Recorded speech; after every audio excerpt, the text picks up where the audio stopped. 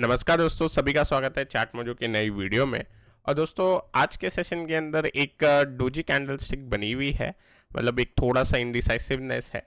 और ये अब नियर रेजिस्टेंस के लेवल पे निफ्टी अपने ऑल टाइम हाई के लगभग काफ़ी करीब आ गया है, 150 पॉइंट की दूरी पे ही है ऑलमोस्ट। तो यहाँ पे थोड़ा बहुत साइडवेज बिहेवियर दिखा रहा है निफ्टी पिछले 3 दिनों से। अब दोस्तों, यहाँ पे निफ्टी के अंदर एक बार के लिए all time high level touch होने चाहिए, लेकिन अब काफ़ी क्लोज है। आज हमने हाई पे 22,625 देखा। तो यहाँ पे 100-150 पॉइंट और कल एक्सपायरी भी है, उस वजह से थोड़ा सा निफ्टी वॉलेटाइल रह सकता है। और इस कारण से निफ्टी पे नीचे के साइड अगर जो लेवल है वो थोड़े बहुत नियर आ सकते हैं। आज का कैंडल का लो इम्पोर्टेंट हो जाएगा उस मामले में।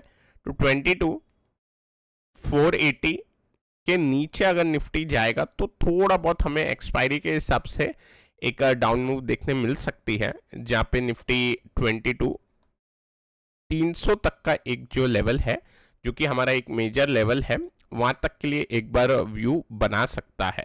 तो इस पे हम ध्यान रखेंगे।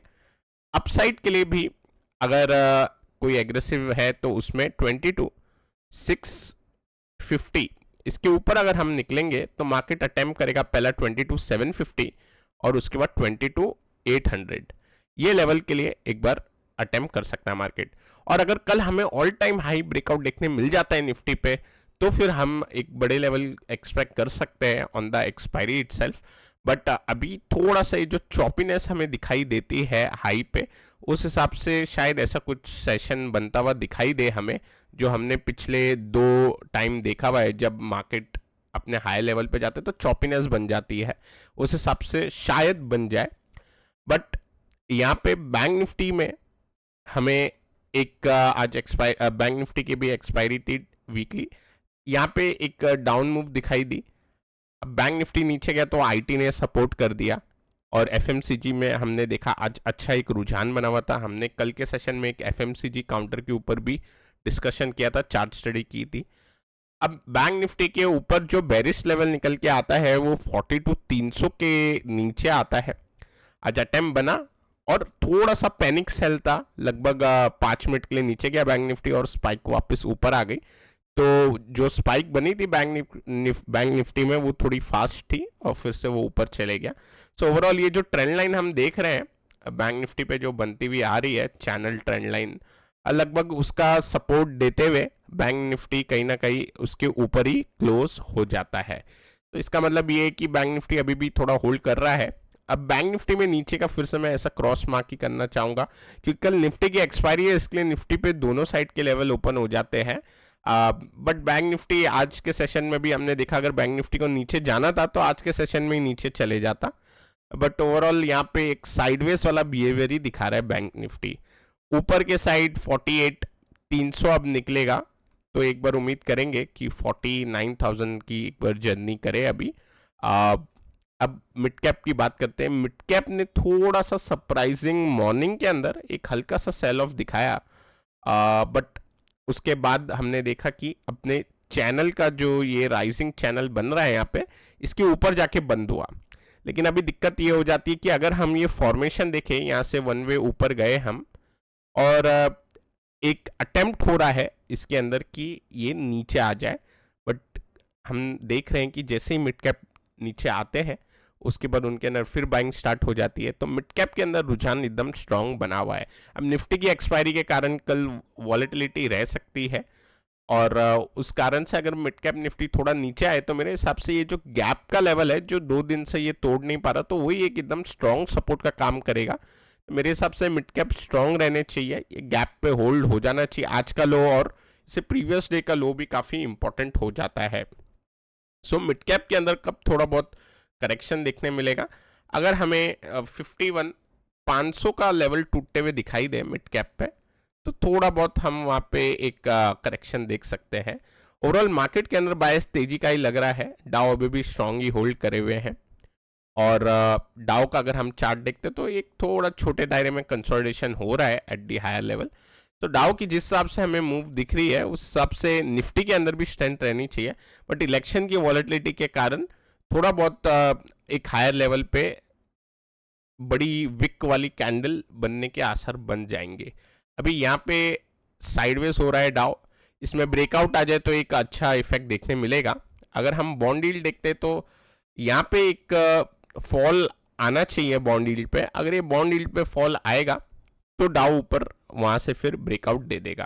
अगर आप देखोगे तो ये जो डाउनफॉल है, इस टाइम पे डाउ जो है वो ऊपर जा रहा था, और ऊपर जाने के बाद फिर जब डाउ साइडवेज हुआ, हम देख सकते हैं यहाँ पे ऊपर गया, जब डाउ साइडवेज हुआ तो बॉन्ड यील्ड के अंदर एक रिवर्सल मूव चल रही है। ठीक है, तो बॉन्ड यील्ड के अंदर एक रिट्रेसमेंट वाली मूव चल रही है। उस टाइम पे डाउ थोड़ा साइडवेज है। आज फेड के मिनट्स भी है, उसके अंदर अगर कुछ ऐसा अनएक्सपेक्टेड न्यूज़ निकल के आएगा तो फिर इनमें रिएक्शन देखने मिलेगा। अगर सब कुछ एक्सपेक्टेड रहा तो ये बॉन्ड यील्ड फॉल करना चाहिए।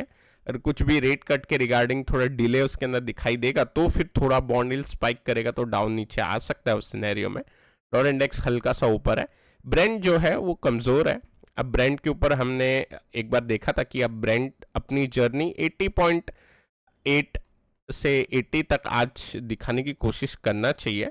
एक बार लेटेस्ट ये क्या करता है, क्योंकि एक साइडवेज में ट्रैप्ड है, एक फॉलिंग ब्रॉडनिंग पैटर्न बन रहा है, तो इसके अंदर भी थोड़ी सी वीकनेस है। अब अगर हम देखते हैं गोल्ड और सिल्वर, ये दोनों भी थोड़े साइडवेज में एक कंसोलिडेट कर रहे हैं, क्योंकि काफ़ी अच्छी हमको मूव देखी गई है एक नीचे वाले सपोर्ट लेवल से। सिल्वर के अंदर ये अब ब्रेकआउट का रीटेस्ट लेवल था, और गोल्ड के अंदर भी एक सपोर्ट लेवल से जो मूव मिली है उसका थोड़ा बहुत हमें साइडवेज मूव देखने मिल रही है।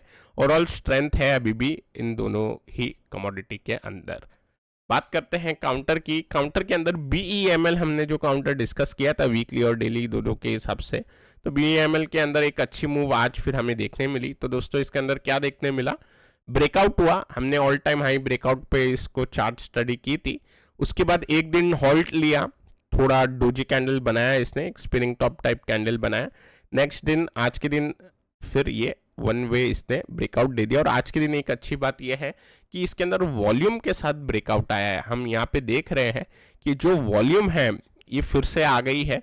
सो इसका ये मीनिंग निकल के आता है कि कोई इसके अंदर अच्छा खासा ऑल टाइम हाई लेवल पे भी इंटरेस्टेड है। सो हम देख रहे हैं कि आज के बड़े वॉल्यूम से पहले पिछले 3 इंस्टेंसेस में बड़े वॉल्यूम देखे गए थे।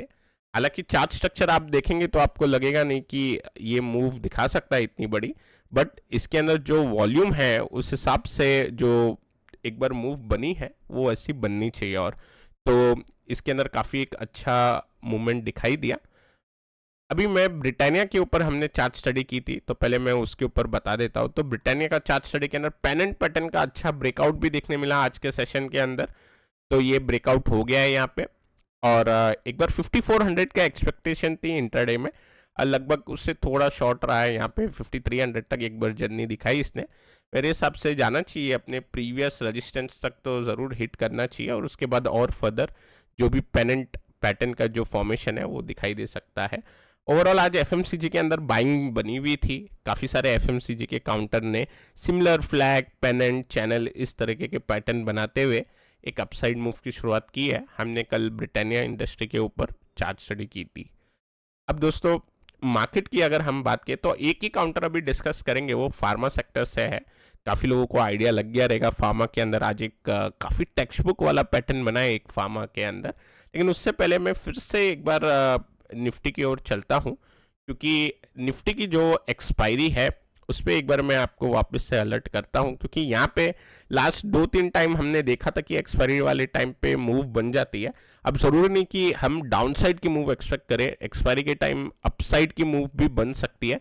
स्पेशली आप अगर देखोगे तो ये भी एक एक्सपायरी वाली दिन की मूव थी, आप देख सकते हो, जहाँ पे मार्केट ने काफ़ी एक अच्छा वन वे रैली दे दी थी, काफ़ी बड़ी ग्रीन कैंडल बनाई और ऑल टाइम हाई को भी चैलेंज कर दिया था। उसके बाद 2-3 दिन साइडवेज रहा मार्केट और फिर अपसाइड दिया। उसी तरीके से हम देख रहे हैं कि बड़ी मूवमेंट आ जाती है एक्सपायरी वाले दिन, तो इस वजह से थोड़ा बहुत कॉशियस रहना चाहिए। और जो काउंटर के अंदर हम डिस्कस कर रहे हैं अभी नेक्स्ट, उसके अंदर थोड़ा एक स्प्रेड फॉर्मेशन के साथ ही एक प्ले करना चाहिए। तो लूपिन है काउंटर। अब लूपिन की अगर मैं बात करूं तो रेक्टेंगल फॉर्मेशन टेक्स्ट बुक जैसे हम एग्जांपल पढ़ते हैं, सिमिलर रेक्टेंगल फॉर्मेशन यहाँ पे बनते हुए दिखाई दिया है। रेक्टेंगल फॉर्मेशन बनने से पहले अगर आप देखोगे तो इसके अंदर एक डिसेंडिंग ट्रायंगल बनेगा, पहले उसका ब्रेकआउट मिला, फिर वापस अपने सपोर्ट पे आया, फिर साइडवेज हो गया। तो एंड में ये रेक्टेंगल पैटर्न के हिसाब से ही इसने एक ब्रेकआउट दिया है। अभी ब्रेकआउट से पहले यहाँ पे वॉलेटिलिटी हुई है।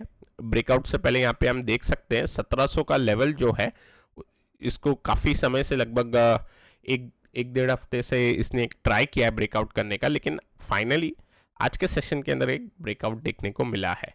तो अभी दोस्तों इसका जो हाई का लेवल है वो निकल के आता है एट 1730।